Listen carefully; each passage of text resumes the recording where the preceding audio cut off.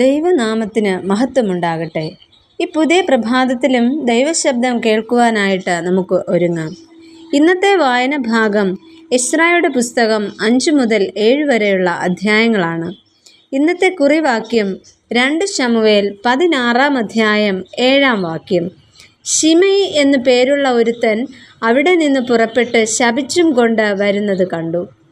ബഹൂരീമിൽ നിന്നുള്ള ഒരു ബെന്യാമീൻ ഗോത്രക്കാരനായിരുന്നു ശിമെയി.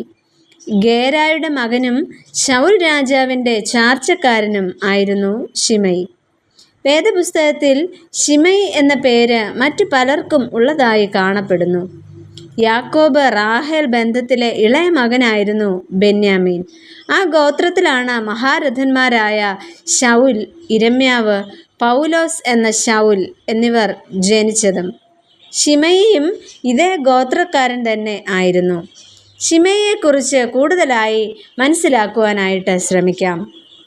ഒന്നാമതായി, ശാപവാക്കുകൾ പറയുന്ന ശിമെയി. ദാവീദ് രാജാവ് അബ്ശാലോമിനെ ഭയന്ന് മഹനയീമിലേക്ക് പോകുവാൻ ബഹൂരീമിലെത്തിയപ്പോൾ ശിമെയി ശാപവാക്കുകൾ പറഞ്ഞുകൊണ്ട് രാജാവിൻ്റെ അടുക്കലേക്ക് വന്നു.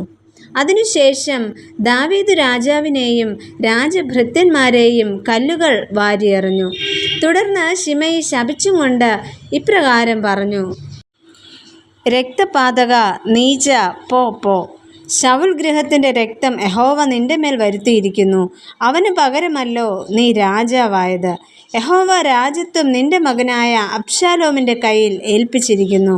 നീ രക്തപാതകനായിരിക്കയാൽ ഇപ്പോൾ ഇതാ നിന്റെ ദോഷത്തിൻ്റെ ഫലം നിനക്ക് വന്നു ഭവിച്ചിരിക്കുന്നു. എന്നാൽ അതിന് മറുപടിയായിട്ട് ദാവീദ് ഇപ്രകാരം പറഞ്ഞു: യഹോവ എൻ്റെ സങ്കടം നോക്കി ഇന്നത്തെ ഇവൻ്റെ ശാപത്തിനു പകരം എനിക്ക് അനുഗ്രഹം നൽകും.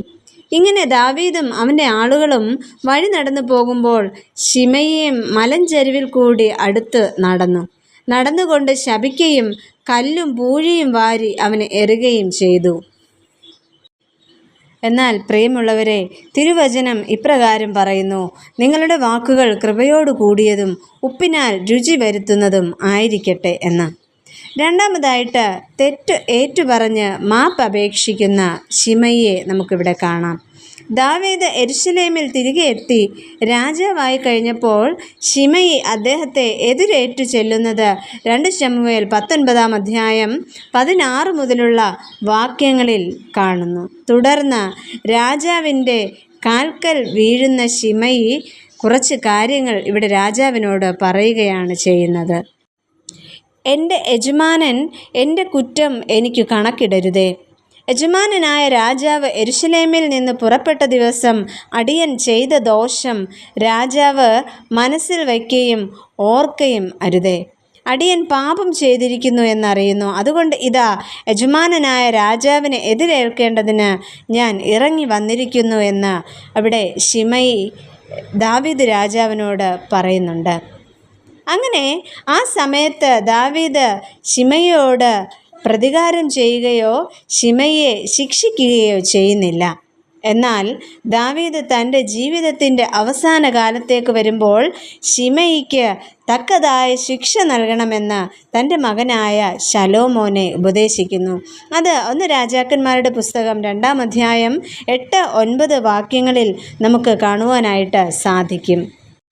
പ്രിയ ദൈവജനമേ, വിശുദ്ധ മത്തായി എഴുതിയ സുവിശേഷം 5 അധ്യായത്തിൻ്റെ 37 വാക്യത്തിൽ ഇപ്രകാരം പറയുന്നു: നിങ്ങളുടെ വാക്ക് ഉവ്വ് ഉവ്വ് എന്നും ഇല്ല ഇല്ല എന്നും ആയിരിക്കട്ടെ.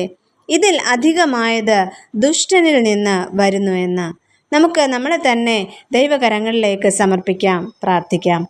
പ്രിയ കർത്താവേ, ഞങ്ങളുടെ വാക്കുകളെ ശോധന ചെയ്യുവാനും മറ്റുള്ളവർക്ക് ദോഷം വരുത്താതെ സംസാരിക്കുവാനും ഞങ്ങളെ സഹായിക്കണമേ.